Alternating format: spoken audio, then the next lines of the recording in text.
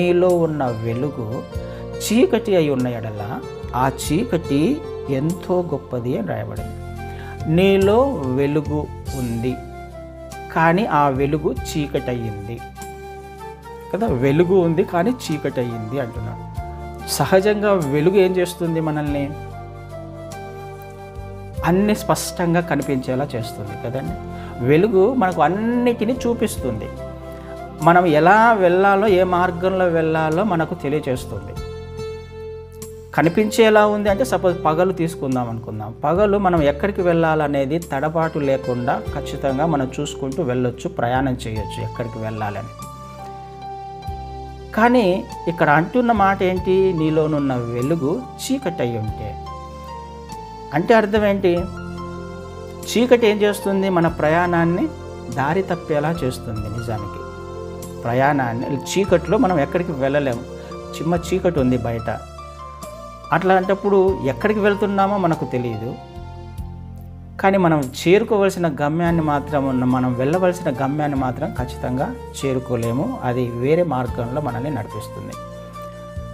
అంటే బయటికి కనిపించేదేమో వెలుగుగా ఉన్నాము అన్నట్టుగా మనం అనుకుంటూ ఉన్నామేమో. కాకపోతే మనము అనుకున్న ఈ వెలుగు మనల్ని సరైన మార్గంలో నడిపిస్తుందా, లేకపోతే మనం అనుకున్న ఈ వెలుగు దేవుని చిత్త ప్రకారము మనల్ని అడుగులు వేసే విధంగా నడిపిస్తుందా లేదా అనేది ఒకటైతే, అలా కాకుండా నాలో వెలుగు ఉంది అని అనుకుంటూ నా చిత్తాన్ని చేసుకుంటూ నా మార్గంలో నేను నడుస్తూ ఉన్నట్లయితే దానిని చీకటి అంటుంది వాక్యం.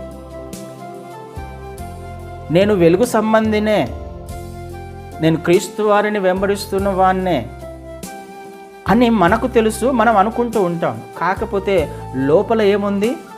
చీకటి ఉంది. లోపల ఏముంది? నా చిత్తం ఉంది, నా మార్గాలు ఉన్నాయి, నా ఆలోచనలు ఉన్నాయి. నా చిత్తము, నా మార్గాలు, నా ఆలోచనలు నన్ను ఎక్కడికి నడిపిస్తాయి? నేను ఏది కావాలనుకున్నానో దాని వైపు నడిపిస్తాయి. దానిని దేవుడు కోరుకుంటున్నాడా? అది దేవునికి ఇష్టమేనా? అది దేవుని చిత్తమేనా? అది పక్కన పెట్టేస్తాం. ఎందుకు? ఇది నా చిత్తం కాబట్టి, నా ఉద్దేశాలు కాబట్టి, నా ఆలోచనలు, నా మార్గాలు, నేను సాటిస్ఫై అవ్వాలి, నేను సంతోషపడాలి. లోపల ఉండేది చీకటి, కానీ బయటికి ఏమేమో వెలుగుగా ఉన్నట్టుగా ఒకవేళ ఉంటే నన్ను నడిపించే ఆ చీకటి నన్ను ఎక్కడికి తీసుకువెళ్తుంది? ఆ చీకటి ఎలా ఉంటుందంట? బహు గొప్పగా ఉంటుందంట. ఎంతో గొప్పది. గొప్పది అని అంటే అది దానికి ఏదో క్రెడిట్ ఇస్తున్నట్టు కాదు. అంటే గ్రేట్ ఫాల్ ఉంది అక్కడ అని అర్థం. తప్పిపోతాము అని అర్థం. భయంకరమైన స్థితి అని అర్థం. మన గమ్యస్థానము దేవుడు కోరుకున్నట్టుగా మనం చేరుకోలేము, కానీ మనం కోరుకున్నట్టుగా మన గమ్యస్థానాన్ని కోరుకోవచ్చేమో. కానీ అది ఏమవుతుంది? చివరికి మరణానికి తీసుకువెళ్తుంది.